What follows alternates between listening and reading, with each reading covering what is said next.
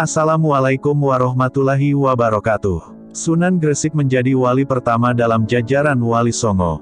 Sunan Gresik ini memiliki banyak julukan. Mulai dari sebagai bapak para wali hingga penyebar ajaran Islam pertama di Pulau Jawa. Beliau adalah bapak dari Sunan Ampel dan merupakan kakek dari Sunan Bonang dan Sunan Derajat. Tidak diketahui secara pasti tanggal dan tahun kelahiran dari Sunan Gresik, tapi beliau ini meninggal di tahun 1419, tepatnya pada hari Senin 12 Rabiul Awal 822 Hijriah. Jika melihat dari silsilah keturunannya, Sunan Gresik ini merupakan keturunan ke-22 dari Nabi Muhammad SAW melalui Siti Fatimah yang menikah dengan Ali bin Abi Thalib. Hingga saat ini, asal-usul Sunan Gresik sebenarnya masih menjadi perdebatan. Ada yang mengatakan kalau beliau ini keturunan Arab, tapi ada juga yang mengatakan beliau keturunan dari Uzbekistan dan ada juga yang mengatakan asalnya dari Persia. Sunan Gresik memiliki nama asli Maulana Malik Ibrahim. Beliau awalnya dikenal dengan nama Maulana Maghribi tapi kemudian namanya lebih populer dengan julukan sebagai Sunan Gresik.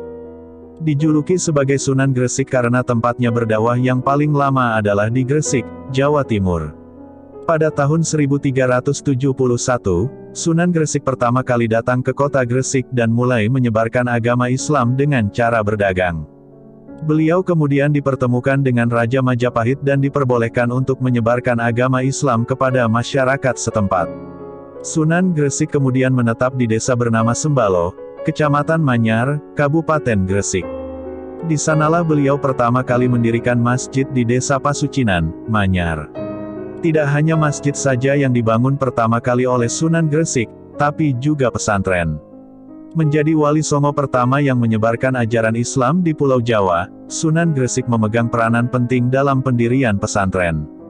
Mendapat kepercayaan dari Raja Majapahit untuk menyebarluaskan ajaran Islam di tanah Jawa, Sunan Gresik yang diangkat sebagai Syah Bandar ini mendirikan pesantren pertama di desa Pasucinan tersebut.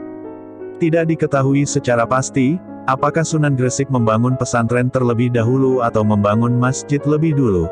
Tapi di desa tersebut menjadi lokasi pertama dari pembangunan masjid dan pesantren di Jawa. Masjid yang dinamakan dengan nama Masjid Pesucinan hingga saat ini masih tetap berdiri dan menjadi masjid tertua di Pulau Jawa. Pada masa-masa awal kedatangannya di tanah Jawa, Sunan Gresik mengalami sebuah kejadian saat beliau sedang mengembara. Ketika itu, cuaca sangat terik karena sudah berbulan-bulan tidak ada hujan di daerah tersebut. Di tengah perjalanannya mengembara, beliau melihat banyak orang berkerumun sambil mengerumuni panggung bebatuan. Di atas bebatuan tersebut ternyata ada seorang gadis yang berpakaian putih dengan kedua yangan yang dicengkram oleh dua orang lelaki berbadan besar. Di dekat gadis itu juga ada seorang yang sedang membacakan mantra sambil memegang pisau. Saat Sunan Gresik bertanya pada orang-orang, beliau mendapat informasi kalau gadis tersebut sedang menjadi tumbal untuk dipersembahkan kepada Dewa Hujan karena di tempat tersebut sedang mengalami kemarau panjang. Kemarau panjang ini mengakibatkan sumur kering dan ladang tidak bisa menghasilkan panen. Ketika beliau ingin menggagalkan upacara penumbalan tersebut, kedua orang berbadan besar tersebut menyergap Sunan Gresik. Tapi baru beberapa langkah saja, kaki dua orang tersebut terasa lemas hingga tidak bisa digerakkan. Setelah mengetahui kalau korban persembahan ini adalah yang ketiga, Sunan Gresik kemudian bersama kelima muridnya menghadap kiblat lalu melakukan salat sunnah istisqa sebanyak 2 rakaat untuk memohon hujan. Tak berselang lama, turunlah hujan dengan deras. Orang-orang setempat yang sangat gembira pun berterima kasih dan ingin menyembah Sunan Gresik, tapi hal tersebut dilarang oleh beliau dan menyuruh mereka untuk mengucapkan syukur pada Allah Ta'ala. Orang-orang tersebut kemudian diajarkan mengucapkan 2 kalimat syahadat dan diajak untuk memeluk agama Islam.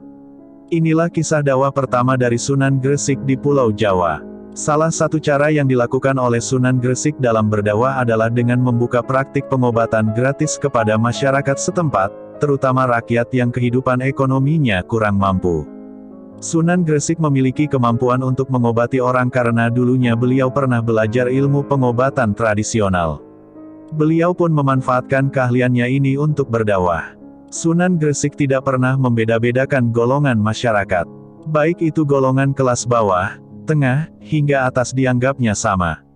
Inilah yang membuat Sunan Gresik memiliki pengaruh kuat di masyarakat. Kemampuan Sunan Gresik sebagai tabib pun terdengar hingga kerajaan Majapahit, sehingga beliau pernah diundang oleh raja untuk mengobati istrinya yang sedang sakit. Cara berdakwah Sunan Gresik tidak hanya dengan pengobatan gratis saja, tetapi beliau juga berdakwah dengan cara bertani dan bercocok tanam. Beliau mengajarkan masyarakat setempat cara bercocok tanam dan bertani yang benar. Tentu saja Sunan Gresik mengajarkannya secara gratis. Sambil mengajarkan cara bercocok tanam dan bertani, beliau sambil berdakwah dan mengajarkan agama Islam kepada masyarakat. Dengan begitu, masyarakat tidak merasa dipaksa untuk memeluk agama Islam. Selain dengan bercocok tanam dan bertani, Sunan Gresik juga mengajarkan tentang cara berdagang dari hasil tanam tersebut. Itulah tadi kisah singkat Wali Allah, semoga bermanfaat bagi kita semua, dan menjadi tauladan untuk anak-anak kita, dan semoga kita senantiasa mendapatkan cucuran syafaat beliau. Amin Allahumma amin. Sekian, wassalamualaikum warahmatullahi wabarakatuh.